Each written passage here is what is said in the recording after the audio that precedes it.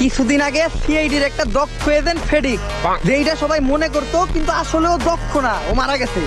যে কারণে আমরা ওর জায়গায় ওর মতোই একটা অদক্ষ এজেন্ট খুঁজতাছি, যার ভিতর এরকম কিছু গুণ পাওয়া যাবে, সেই হবে সিআইডির নেক্সট এজেন্ট। তাই সবাই সবার গুণ বলো, যার গুণ আমার মনে ধরবো তারাই আমি সিআইডিতে নিব। বলো তোমার স্পেশাল গুণ কি? স্যার আমি রোজা রাখবো, কিন্তু আপনার কাছ থেকে সেহরি ইফতার কোনোটাই করুম না। ওইটা তো আমরা কারো এমনিতেও করাই না, তুই যা। এই next। কত স্পেশাল গুণ কি? স্যার আমার হাতের পেশি এমন শক্ত, আমি এটা দিয়ে হাত দিয়ে পাহাড় ভাঙ্গা লাইতে পারি। দয়া, ও তো দেখা যায় তোর দরদা ভাঙ্গার চাকরি খাইতেইছে। এই তুই বেরো। এই next। এমন একটা গুণের কথা কই সেইটা শুনলে আমি চাকরি দিতে বাধ্য, যেই গুণ কোন এজেন্টের ভিতরেই নাই। স্যার আমি চাকরি করবো, কিন্তু কোনো বেতন নিবো না। ও সিলেক্টেড। কি গুণ ওর ভিতরে, ওর চাকরি কনফার্ম।